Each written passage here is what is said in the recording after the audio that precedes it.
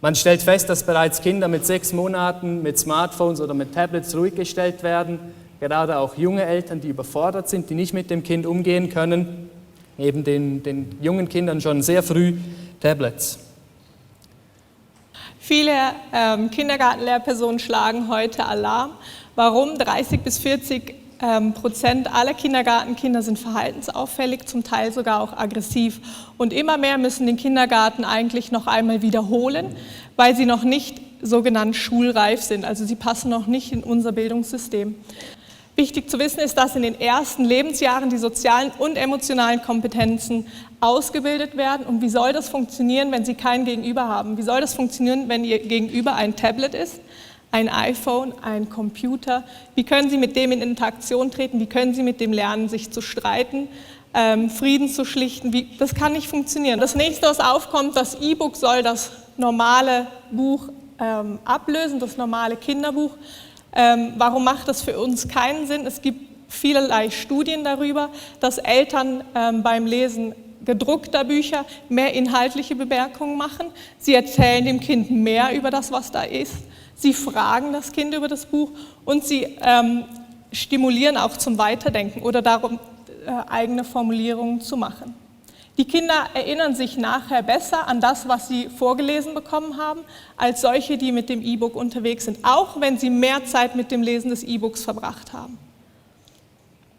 Und das E-Book, das ist oder trägt in keiner Weise dazu bei, dass sie die Aufmerksamkeit auf etwas fokussieren, weil sie immer umblättern und da drücken und da macht's Mu und da tä.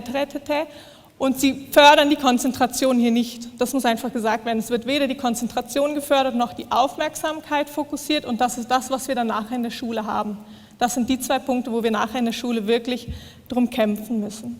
Es gibt Steve Jobs Schulen in den Niederlanden, die das wirklich revolutionieren, die heute sagen, wir haben das Schulbuch aus unserer Schule gestrichen. Wir arbeiten nur noch mit Tablets und auch in Südkorea gibt es die ersten Schulen ohne Schulbuch.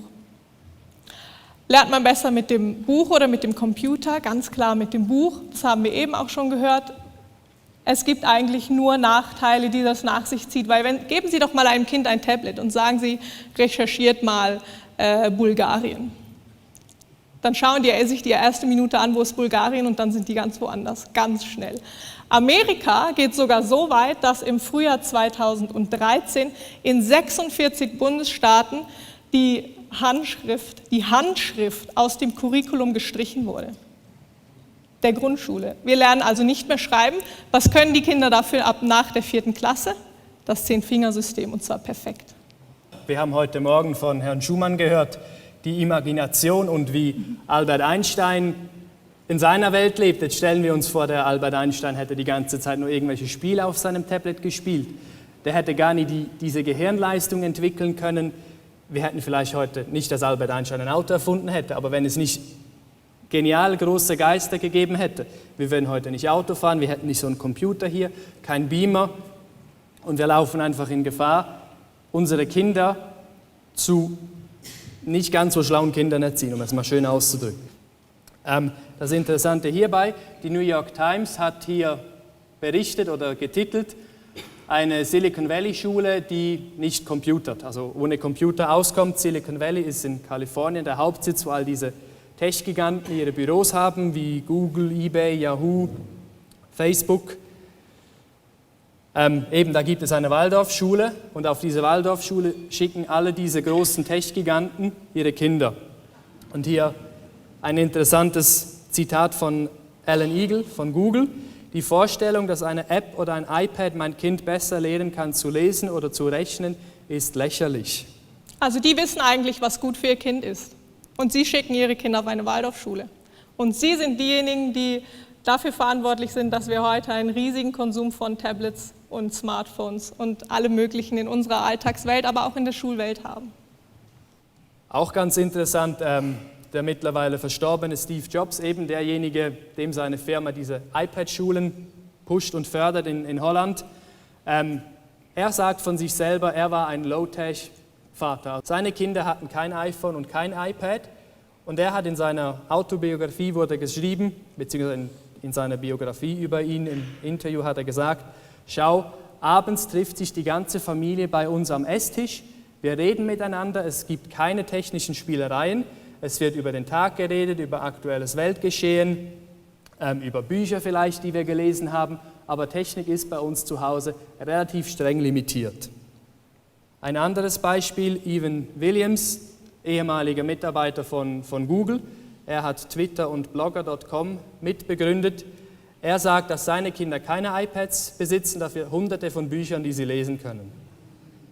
Und hier Chris Anderson, er ist ein ehemaliger Redakteur von Wired, das ist ein Tech-Magazin. Und jetzt ist er CEO von 3D Robotics, die stellen Drohnen her, also ein sehr technikaffiner Mensch.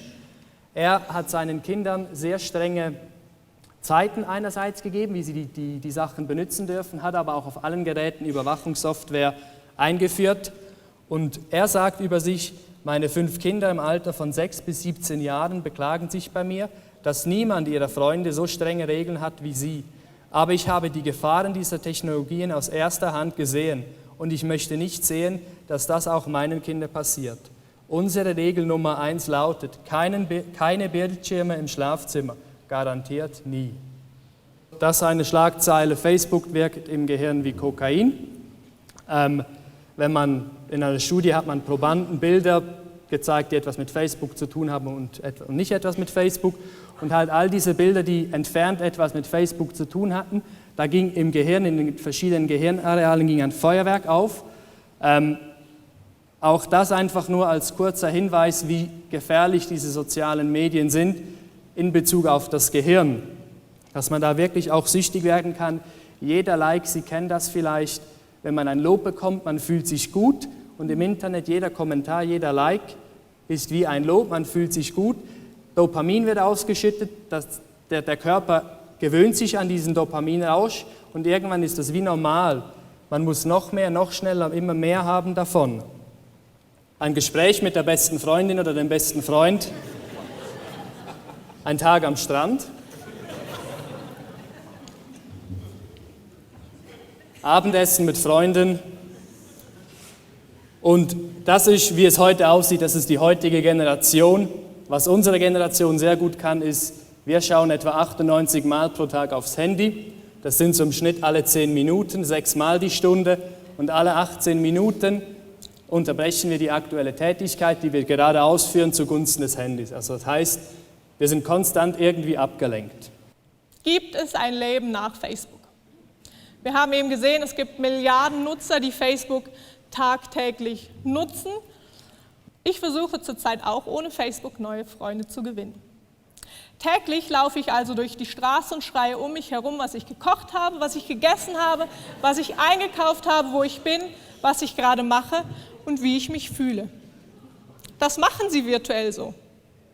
Ich stupse jeden an, der mir über den Weg läuft und gröle, gefällt mir. Nicht ohne Erfolg. Momentan habe ich 3 Followers. Die nennt man so, Followers. Also 3 Menschen, die mir folgen. Das sind 2 Polizisten und ein Psychiater. Das ist nicht schlecht, oder? Und Sie lachen jetzt, oder? Das ist verrückt. Aber das machen wir so virtuell. Genau so machen wir es. Genau, die Digitalisierung und ihre Folgen. Noch kurz vielleicht, wir haben eine Zunahme von Beziehungsunfähigkeit in der Gesellschaft. Immer mehr Leute sind auch mit 35 noch Single. Beziehungsexperten schlagen diesbezüglich Alarm und sagen, so Apps wie zum Beispiel Tinder, das ist eine App, da kann man sich als Mann oder als Frau anmelden, dann werden einem Fotos von, in meinem Fall jetzt Frauen aus der Umgebung gezeigt und wenn mir die gefallen, kann ich nach links oder rechts wischen. Und wenn ich den Frauen auch gefalle, dann gibt es ein Match, dann wird Kontakt zu uns hergestellt. Und das ist eigentlich heute eine Plattform für schnellen Sex.